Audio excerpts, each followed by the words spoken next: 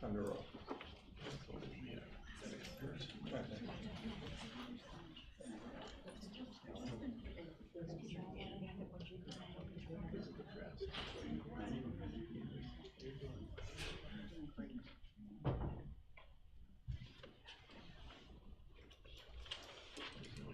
We've got everybody.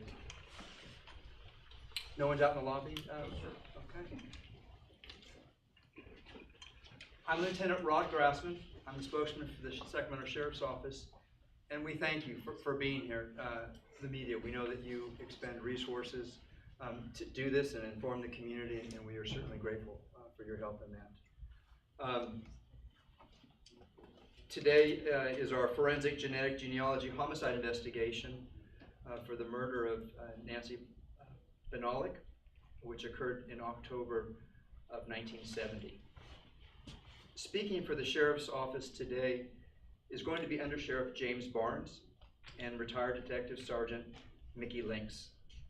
In attendance from the Sheriff's Office is Centralized Investigations Commander Captain Kim Love, Centralized Investigations Assistant Commander Lieutenant Steve Girdlestone, and Centralized Investigations Operations Commander Lieutenant Julie Peterson. I'm speaking for the Sacramento County Sheriff's Office will be District Attorney Anne Marie Schubert. And in attendance from the District Attorney's Office is Chief Deputy Rod Norgard, Assistant Chief Deputy District Attorney Amy Holliday, Investigative Genetic Genealogy Investigators Lieutenant Kirk Campbell, Investigative Assistant Monica Sykowski, and Retired Detective Sergeant and DA Investigator Michelle Hendricks. We're also very pleased to have with us here members of the Benalik family, Nancy's sister Linda Cox and her husband Tom Cox. There'll be a list of speakers, and I'm sure that there'll be questions along the way. And so at the very end, I will open it up for questions to the speakers. I would ask that we stay on topic, the questions that are pertaining to what we're talking about here today. If there is a topic that you would like, a different topic that you'd like to talk about, one of the speakers here, we'll make arrangements for you at the end to be able to talk with them. I would also ask if you would silence your cell phones at this time. I would like to go ahead and introduce Under Sheriff James Barnes.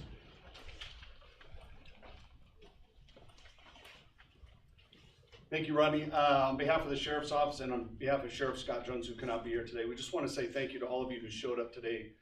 We call it this historic day of the Sheriff's Office because of what we did. You know, you're looking at, in October, it would be 52 years ago since this case happened. And to think where we are today with all the names that were mentioned before who are part of it, there's many others behind the scenes. As you can tell, it's a huge amount of work that goes into these cases, not only the technology side of it, the forensic side of it, but the investigative leads and follow-up. So to think that we have Linda and Tom here today, we thank you for being here. But to also see Mickey Links here as one of the lead investigators, it doesn't surprise me that this case was solved, and she was part of that because she was my mentor when I got into investigations. And to think of a case like this, if we call historic nature being 52 years, the oldest in Sacramento County, it's something significant not only to the agency but our community. My hope here today is that the members of the community understand that when we have crimes like this, we never forget. And we continue to work as technology improves, as investigative leads come forward, that we will always research these cases. And now not only do we have a dedicated team and Sheriff Jones's commitment to make sure that we continue to follow up on these cases, it's the combined efforts and the collaboration that we have with our partners. I thank the District Attorney's Office and also thank District Attorney Anne Marie Schubert for being the trailblazer in the DNA technology and constantly moving us in law enforcement in the right direction to bring closure to families. We always look to bring justice, but most importantly too, we want to bring closure to families, and that's what we're here today.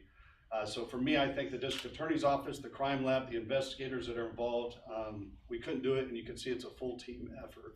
But I do thank all of you for being here, and I know Mickey's going to talk about the case, and then District Attorney Schubert's going to come up on that side of how this comes together, because I think the community really needs to understand this is not something as simple as we get a piece of evidence, we test it, and we now know who did it. There's a lot of work, there's hours, hundreds of hours of work, and in this case, 52 years worth of work. This case was picked up several times throughout the decades, and we looked at it, what we could do. I personally was a co-chair on this case when I worked in investigations. We had a 1972 case that we were successful on, and this was another one that was a top priority for District Attorney Schubert. So we thank you for your leadership, thank you for the work, thank you for the family for being here. It's a historic day not only for the Sacramento County, but the Sheriff's Office, and I thank you.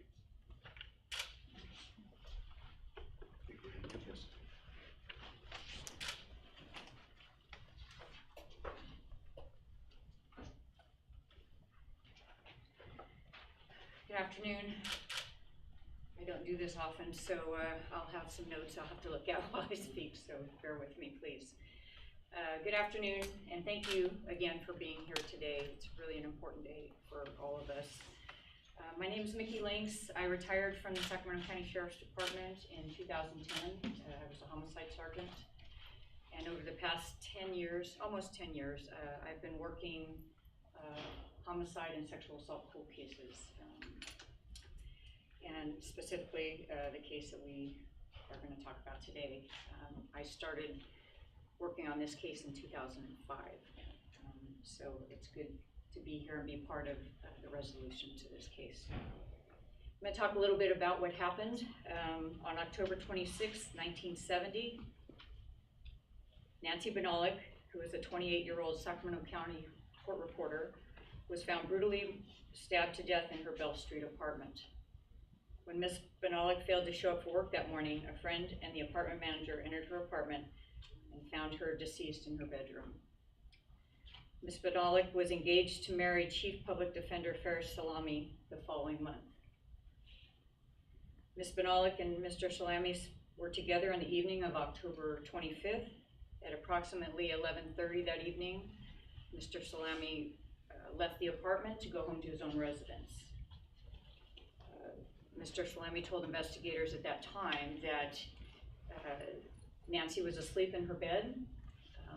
The apartment was an upstairs apartment, and the sliding glass door to the apartment was open to the bedroom, just slightly so that Nancy's cat could go in and out of the apartment.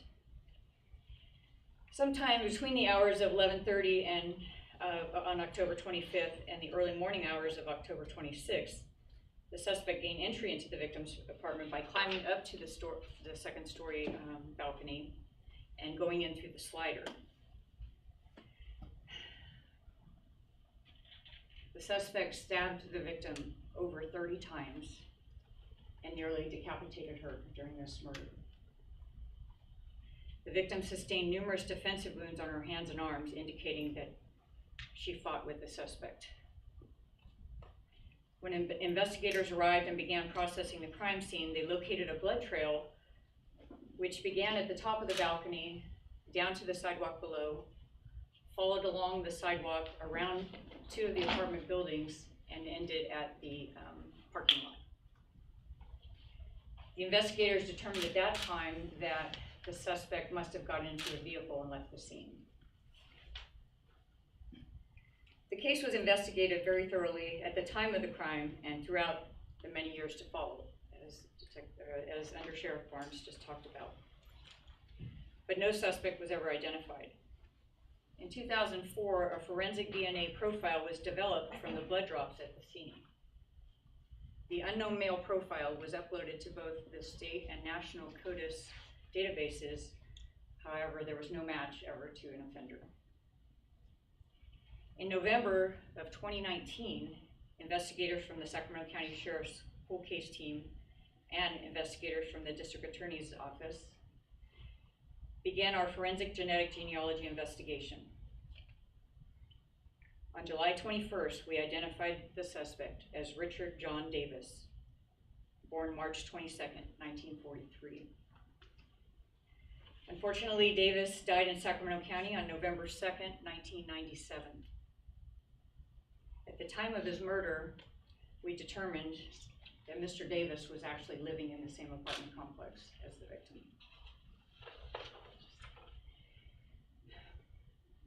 Due to the fact that Richard Davis is deceased, sadly there won't be any form of legal justice. But Linda and Tom, I hope this brings you, Nancy, and your family some peace.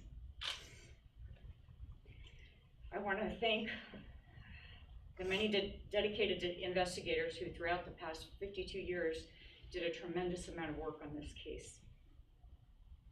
Lastly, there are several amazing, selfless people who were instrumental in helping us solve this case.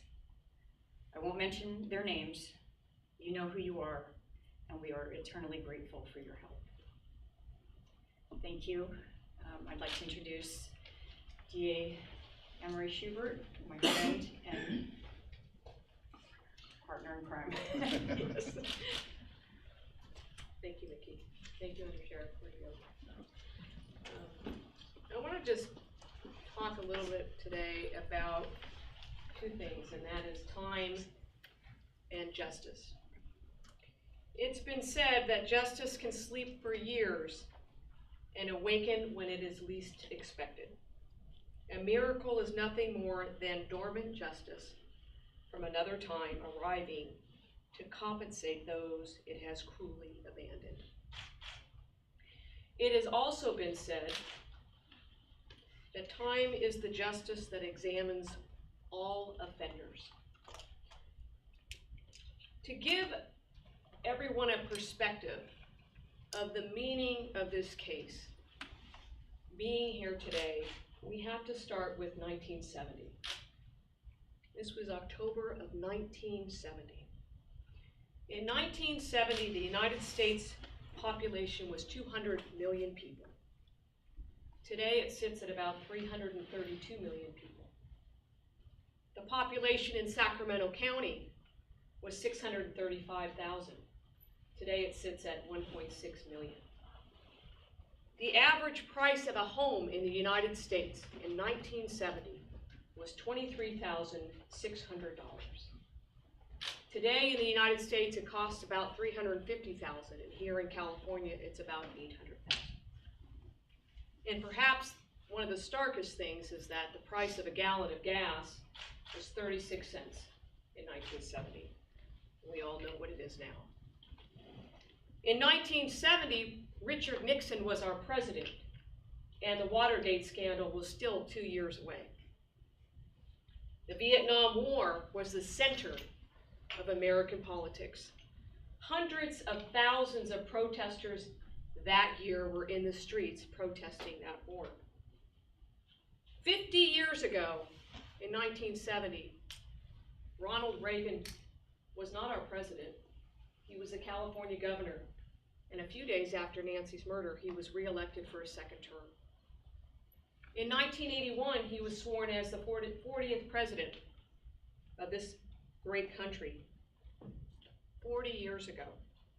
Ronald Reagan died 20 years ago. Here in Sacramento in 1970, our sheriff, I didn't know this, was a person named John Misterly. Sheriff Misterly died over 40 years ago. Our district attorney in Sacramento County was a guy named John Price.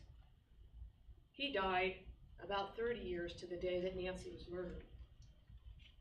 His name is enshrined in the building of the district attorney's office now. That tells you how long we're talking about. Ferris Salami, as Sergeant Links mentioned, was the chief public defender, the public defender, who was engaged to Nancy to be married. He died in 2014, no doubt always wondering who was the man that took his fiancée. In 1970, our crime lab was using what they called the modern technology 50 years ago, and we were able to say what was somebody's blood type at the time, and that's about it. There was no such thing as DNA. That would take another 30 years or so to come around. And there surely was no such thing as genetic genealogy. That would take almost 40 years to come around. So when we talk about dormant justice and a miracle, there's no doubt that justice in this case was dormant for decades. Is it a miracle that we're standing here today? I think perhaps for Nancy's family, they think it is.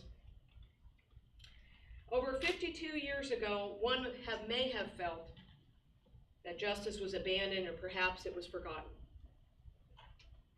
Over the years, for those of us that worked in the courthouse, I often got asked by court reporters, what's going on with Nancy's case? Is there any progress being made? And it was always the same answer was, there's a lot of people working on it right now. It never changed. But while some folks may have felt that justice was dormant, or they were forgotten or abandoned, I would remind you all that time is the justice that examines all offenders. Nancy was never forgotten. As I told Linda and Tom, she was always at the top of the list for the sheriff's office and our office and the crime lab and so many other folks. What I've learned in this business after a long time, especially from folks like Mickey Links and Jim Barnes and all these folks over here, is it is that passion and persistence that brings these answers.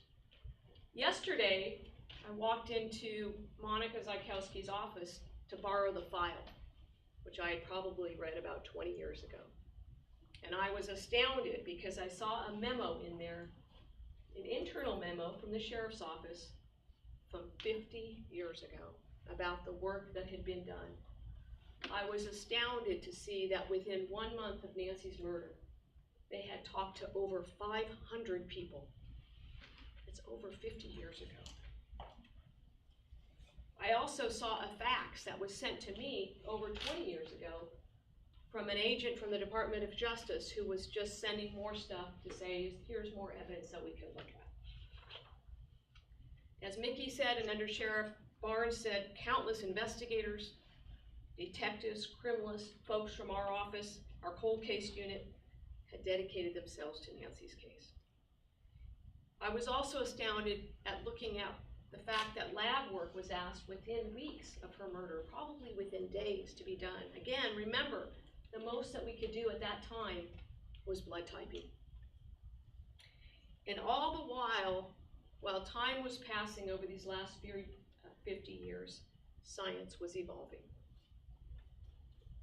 And all the while justice may have lain dormant, what some may call a miracle had still not yet been foreseen.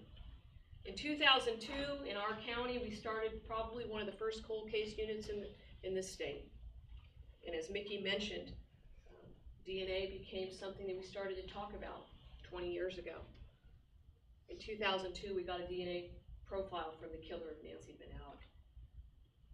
Over 20 years ago, countless people from the sheriff's office, our office, the crime lab, were always looking for new ways to solve this case. There's so much credit that goes to the folks in the sheriff's office, Paige Nealon, Mickey Links, Jim Barnes, everybody that worked on this case over time. People from our office, Kirk Campbell, Monica Zajkowski, all the folks here, our cold case unit, our crime lab. Credit goes to people that have been around for decades, Faye Springer, Christy Abbott, Angel Shaw. You'll hear some of those names on things like cases from the Golden State Killer. Every week for over 20-something years, a search was done against that, what Mickey called the CODIS system, the DNA data bank. Every week for 20 years, we're looking for a match to a convicted offender. It never came. That answer never came. And then in 2008, what are we now, 14 years ago, the California Department of Justice started a new program called the Familial Search Program, which was designed to say, okay, we have the killer's DNA, maybe it matches or it's related to somebody in that DNA databank. We were one of the first counties to ask for that. If you may remember, the very first familial search case ever solved was a serial killer out of Los Angeles County named Lonnie Franklin. He was called the Grim Sleeper. He murdered a lot of people. 2008, we submitted this for familial search. Nobody in that convicted offender database. We did it again, and again, and again, and again. We did it 4 times. probably a record for how many times we were looking for somebody in that data bank that was related to Nancy's killer. No answer. More names came up, more leads were sought, more names and samples were collected, all of them eliminated. And then, in 2018, along came this new tool, what some call forensic genetic genealogy, investigative genetic genealogy, and it solved the Golden State Killer. A new tool that now involved partnerships with law enforcement, private laboratories, private companies to help bring answers and justice to crime victims. What many people considered a miracle for the Golden State Killer became what many called miracles across this country and right here in Sacramento. To give you a sense of how far we have come in 4 years, and I'm going to say this, we are the best in this county at doing this work. I am so proud of the teams that we have built to solve these cases and leading this country and this state and this nation in the work. And so when we talk, this is just an example to show you the power of this technology and why we should be so proud of why we're sitting here today with Nancy's family. Since the Golden State Killer in 2018, your arrest, remember, was April of 2018. Since that time, in the United States, there's over 150 cases that have been solved as a result of genetic genealogy. And I'm just going to say it, without this tool, we wouldn't be standing here today, and nor would those cases be solved. 34 of those cases in this country are in California. 34 out of 150. These crimes are rapes and murders. Many of them have multiple victims. Crimes as far back as 1968. Victims that range anywhere from 11 years old in this state, California, all the way up to 79 years old. We do not account in these numbers for the number of people that have been identified with genetic genealogy that are what we call unidentified remains. People whose bones are sitting in coroner's offices across this country who have yet to be identified. And then we get to Sacramento County, just to showcase the work that's been done by these incredible people here. This, as Under Sheriff Barnes said, we can't do it alone. It's a law enforcement effort. Sheriff's office, the DA's office, the police department, the FBI, everybody is working so hard to try to identify and to solve and perhaps even to exonerate individuals. Here's where we're at in Sacramento County. We've now solved 11 cases using this new tool. To give you a sense of the magnitude of those solves, 17 murders. Remember, D'Angelo was responsible for 13. We've had 4 murders. Mickey's worked on many of those. 59 rapes in 11 cases. 3 unidentified remains. And in our county, with Nancy Ben Alex now being solved, this is the oldest case in Sacramento history, 1970 to 2018 is what we're spanning. We have also, this team, this incredible team has assisted counties all over California and really sometimes outside. Perhaps for me, as I leave this job at the end of this year, one of the most important ones that I felt, in addition to all of these others, is the exoneration of Ricky Davis for a murder that he did not commit and 15 years he spent in prison. Coincidentally, the person that was identified through genetic genealogy just pled guilty within the last couple of weeks to the murder of Jane Hilton up in El Dorado County. So it's something that I'm proud of, and I'm not afraid to gloat to some extent about what the work that's been done by these folks here. So Nancy's is in that number 11. Okay, she's always been at one of the top of our lists. I think by what Mickey's telling you, she started this, and our investigative team started it in 2019. They worked for hundreds of hours on this case, building those trees, identifying people, helping find ultimately the answer. So at the end of it all, it goes back to time and justice. It has been 51 years, 8 months, and 25 days since Nancy was brutally murdered in her home. 18,896 days since Richard Davis climbed up over her balcony, tape on his fingers, broke into her home, and brutally stabbed her to death. It's been 51 years, 8 months, and 25 days since Nancy's family and friends have had their lives changed forever. One of the things that I've often said, and those that are in this business long enough, is that we cannot ever forget the human toll of crime. That's why we do this job. That's why we are in it every day. One of the things we've learned from whether it's cold cases, violent crimes, is that it changes people's lives forever. It changes how they live their lives. It changes how they raise their children. It oftentimes changes the professions that they choose. I remember one of the victims of D'Angelo saying at the victim impact statement that she chose to become a teacher because at least she wasn't afraid of children. It changes how people protect themselves in their own homes. And for many of them, what they often will tell you is that it changes the way they look at the sunlight the day after that crime occurred. It's never the same again. So my hope today, by this commitment of this incredible team for this family, is that maybe the sunlight looks a little bit better today. So thank you very much. I'll turn it back to Lieutenant Craftsman.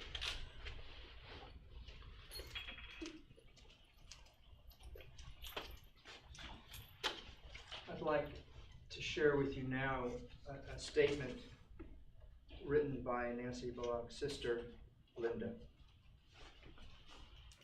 After almost 52 years of missing my sister, we owe Mickey Lynx so much gratitude.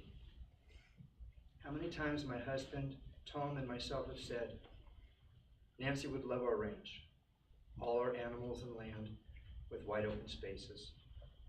We have missed sharing our children and grandchildren and so much more. Truthfully, I was almost giving up ever solving Nancy's case. Then we met Mickey Lynx. 3 years ago, we started working on Nancy's case. Mickey said she would never give up, and she didn't. Mickey spent 3 years and countless hours, along with 2 other associates, working on Nancy's case. One day, Mickey sent me a text saying she was getting really close. And then she called to say she had a match. Give up? Mickey's not a quitter. We cannot thank Mickey and her team at the sheriff's office for endless hours they put into Nancy's case. Mickey, we love you. Signed, Linda Cox. That concludes the press conference. I want to open it up. I'm sure that many of you might have some questions. If you would direct those to the people that actually came up to the podium and spoke, that would be best. Is there anybody? Yes. Question for you. Did he have any priors? And from what I understand, she had a neighbor named Judith that was also killed. Is that correct? And do you know if that this is all connected or anything? So I didn't hear the first part of your question. Did he have any prior? Just DUI stuff, nothing violent. Do you want to come up here? Oh, I'm I sorry, think yes. No violent felony priors, no, just DUI arrests. As far as the Judith Hockery case, that was not the same apartment complex. That did happen earlier in the year of 1970. March and April is when she was found. But at this point, there is no correlation or connection between the 2 cases. Although at the time, obviously, it's appeared that any investigator would have thought they would be connected somehow. But at this point, no. And do you know of any motive possibly for this? Well, unfortunately, with him being deceased and not here to tell us, we don't. But the fact that we discovered that he lived right across the pool from her apartment. So he had sight of her apartment. We're just gonna surmise that maybe he had some attraction to her or something. But again, that's just a guess. But clearly, he intended to do what he did that day. This man put masking tape over every one of his fingers.